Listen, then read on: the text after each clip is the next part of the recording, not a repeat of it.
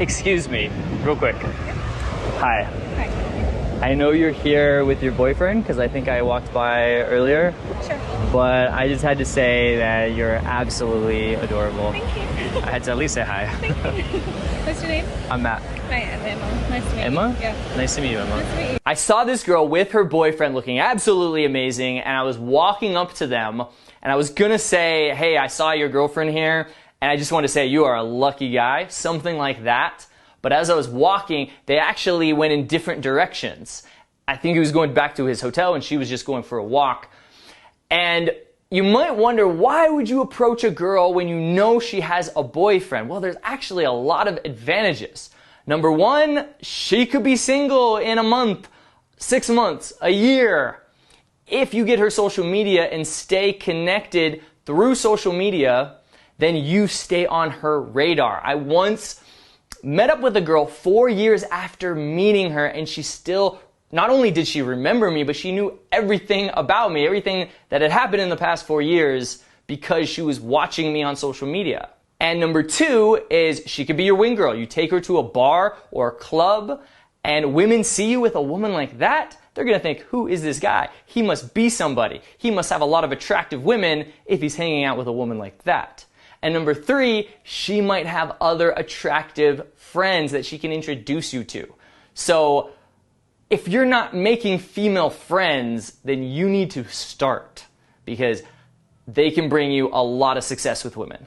Where are you from? I'm from Los Angeles originally, but now I don't live there. I live in the Philippines most of the time. Oh, wow. That's cool. And what about you? I live in Australia. Oh, so we're kind of neighbors, just separated by like a lot of water. Ocean, yeah. Right on. Nice. And what are you up to here, besides obviously vacation? Yeah, just With your husband? holiday? To be. To be? Oh, nice. Yeah. Nice. He's a lucky guy. You're gorgeous. Thank you. Right on. Yeah, just partying. Well, it was his birthday like a week ago, so. Oh, okay. Partying for sure. Nice. Just like keep partying. Yeah. You gotta at least celebrate for like a week. I know, right? Right Well, on. we didn't really do much for his birthday, so we're like, we'll just go to Cancun. We came in 2 years ago. It was like really nice. So we're like, Right. so Nice. lovely. Normally I would go into qualification to see if she's somebody that I would actually want to go on a date with, see what qualities she has.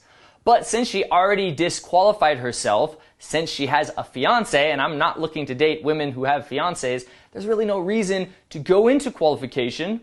So instead, I just have a fun, somewhat friendly, more platonic conversation.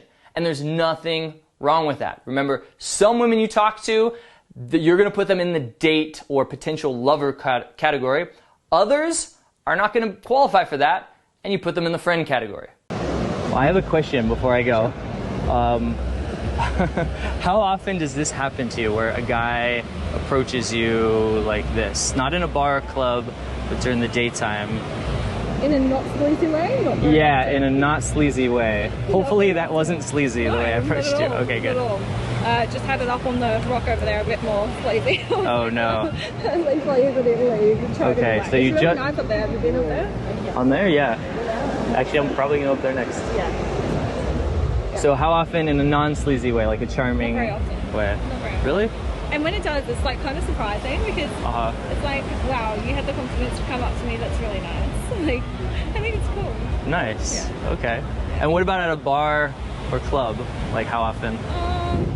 Is it like all the time? Like 10 times a night? Not really. Really? Not even at a bar? I thought it was going to happen a lot more last night. Normally it's just like real sleazy, like they'll just walk past and grab my ass or something. Oh. Please don't. Has that ever worked in the history of mankind, where the girl's like, oh, you grabbed my ass? Oh, hi. Oh, Let's have nice sex to meet now. Nice to meet you. Thank you for doing that. That was so complimentary. No. Gosh, what are guys thinking? Yeah. I don't know. It's so bad.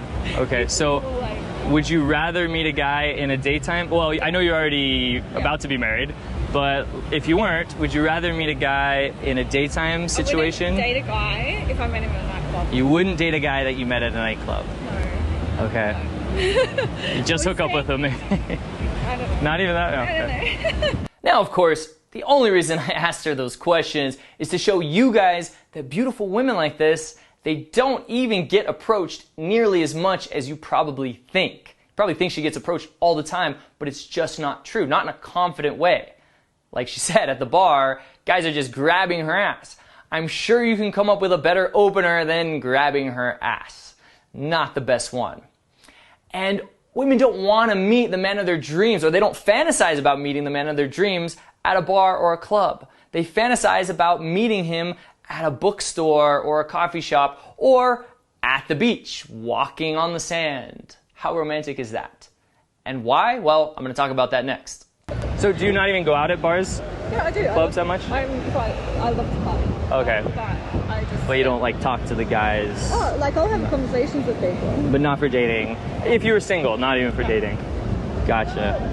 Makes sense. So you'd much rather... If it was like at Tiesto or something, then I'd be like, okay, you like the same music as me? Ah, that's a good point, right? If you're at like a concert, you have that similarity, that maybe passion. Okay, but normally you'd rather meet a guy in a daytime on a beach like this, so romantical, or in a coffee shop or something. Yeah, makes sense. Cool. I like that. It's, like, you don't really have a connection with someone that you meet at a nightclub, really, because they're mostly drunk.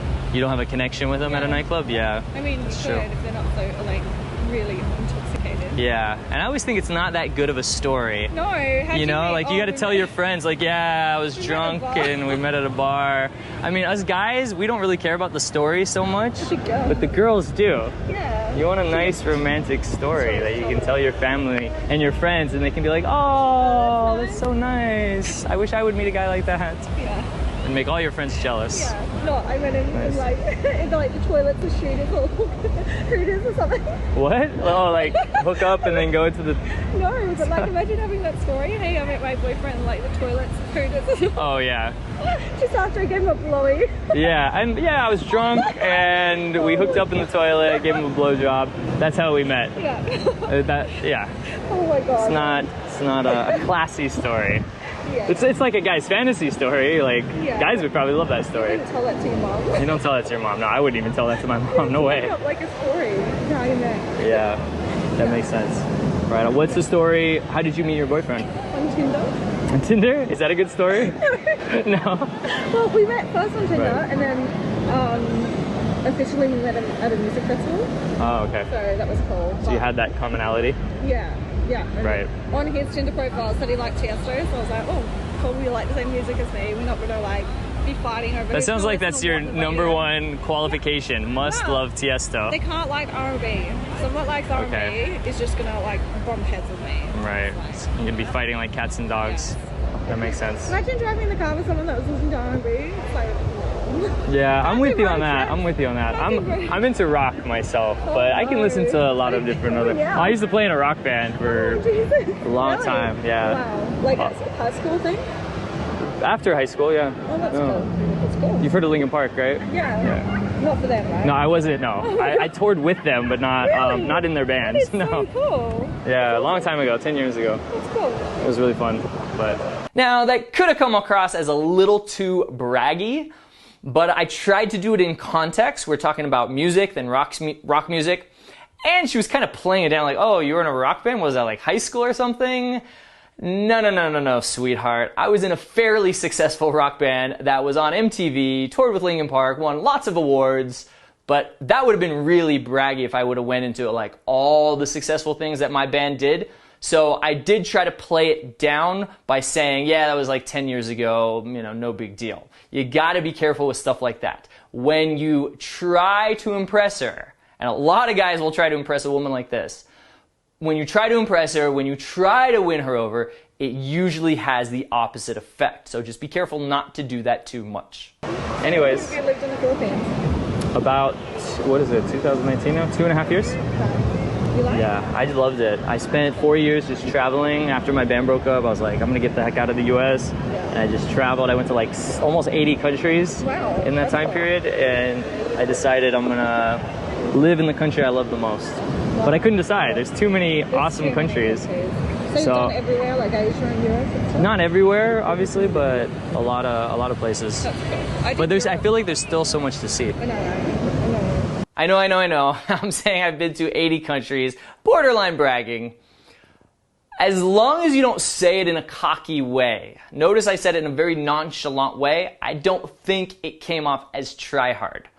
At least that wasn't my intention. It's not bad when it's, again, in context to talk about yourself, and especially if it's cool things about you or things that you've done. Of course, it's better if she finds it out organically or through other people or through social media. But it's not bad to drop a few cool hints here and there. Just be very careful not to come off as overly bragging. Yeah, I'm a little borderline here, but hey, what the hell. And notice she's asking me a lot of questions. That's a good sign. Just because a girl doesn't ask you any questions, it doesn't mean it's a bad sign. But if she didn't want to be in that interaction anymore, she definitely wouldn't ask you more and more questions. She would want to end the interaction as soon as possible. So it's just an indicator that she wants to keep talking. She's really enjoying the conversation. What have you done since you've been here? Mostly just going to the bars. That's pretty much it. Like beach during the day and then there. Where? Have you been Melody Maker? Melanie Maker? Melody Maker. Melody Maker? No. Oh my god. What's that? Go there tonight. Steve Aoki's playing. Oh, so you're all about that. I'm all over it. Where? So I went to That's a club called Melody night. Maker? Yeah, it's an open air club. And Here? where are we? Well, I mean, oh no, all the bars are right here. Yeah. All the clubs. Oh, the club's here? Yeah. Oh, so it's here then. It's here somewhere. Look it up, Melody Makeup. Well, we should keep in touch as, just I friends. do not have a SIM card. Oh, okay. Do you have Instagram? Yeah, I have Okay. Instagram. Yeah, here, put your Instagram in. My Instagram is. So that's my Instagram. Okay. I don't use Instagram, but I use it to look at people's stuff. Okay. So I have like 2 photos on there. Right. Got it. Okay, But cool. yeah, that's really cool. I'm gonna stalk all your holiday photos now. Nice. Yeah, I need to start uploading them. I don't have any Wi-Fi. Are you walking this way? Yeah. Okay, I'm gonna walk this way just for a second. So I actually have a YouTube channel. Okay. It's for dating advice for guys. Oh wow. So This is where this is coming from. yeah, so that's why I was asking you those questions. Oh, okay. Yeah. Are you recording while? Is it yes? I thought. Is it okay if I put your answers on the channels? Because I'm trying to encourage guys to approach during the daytime, and I teach guys how to do that. I was actually here for the last week teaching a workshop. So we're like going up to people and talking to them, and so yeah, they did really well. What's your YouTube channel? It's called The Attractive Man. And yeah, we had like a 19-year-old virgin, and then we had 2 Indian guys, and then a 62-year-old guy. Quite a variety of people. Yeah, we did. But it went really well. That's so funny. They were happy. Yep, it was nice meeting you. Yeah, cheers. See ya. Bye. All in all, a pretty solid approach. Of course, it could be better. Every approach could be better. I notice I say like a lot. I guess it's my inner Valley girl coming out. I am from LA, California, so maybe that's why. I need to work on that. That's okay. And you probably have things you need to work on too. And when you film yourself and you have a mentor, someone critiquing you and watching you, miking you up, filming you, showing you what you're doing that's working, but what you could be doing differently that would be working much better, that's when everything changes. When I first mic'd myself up and watched my footage, I was blown away at how many mistakes I had made. I couldn't believe how much I was pushing women away, and I thought I was pretty good with women. This was 10 years ago. I was already coaching, and I realized how much I was pushing women away. And chances are, you're unknowingly pushing women away too. And you'll keep doing that. No matter how many videos you watch, no matter how many products you buy, you're gonna keep pushing women away until you have someone there critiquing you and giving you feedback. Whether it's me and my team or someone else, get a mentor, man. It's the best investment for your dating life. Not only your dating life, but your entire life. Because when your charisma and your confidence increases, guess what? Your business and your monetary success increases too. They all go hand in hand. The same attributes that make you attractive to a woman are also what make you successful in life and in business. So invest in a mentor, man. And if you want us to help you, there's a link down in the description to see if you qualify for a free breakthrough session with my team where we'll assess your situation, we will pinpoint your sticking points, and we'll come up with a solution to get you to your goals in the fastest way possible. So to see if you qualify, click that link down in the description. Also, I have a free escalation cheat sheet for you, man. If you don't already have that, download it, man, because now, yeah, you know a little bit of what to say, how to get the conversation started, but you need to take things to the next level and get her phone number, text, go on a date, etc., and build attraction along the way. So download the escalation cheat sheet right now if you don't already have it, because that will help you become more attractive and escalate in a smooth way that women love. There's a link to that to the right of the screen and down in the description. Also, make sure to subscribe to this channel. Why are you watching this if you're not subscribed? Hit that subscribe button right now. And I'm gonna come out with a lot more infield footage for you because that's my favorite. I love talking to girls and letting you see it. So stay tuned. My name is Matt Artisan from The Attractive Man. See you in the next video. Cheers.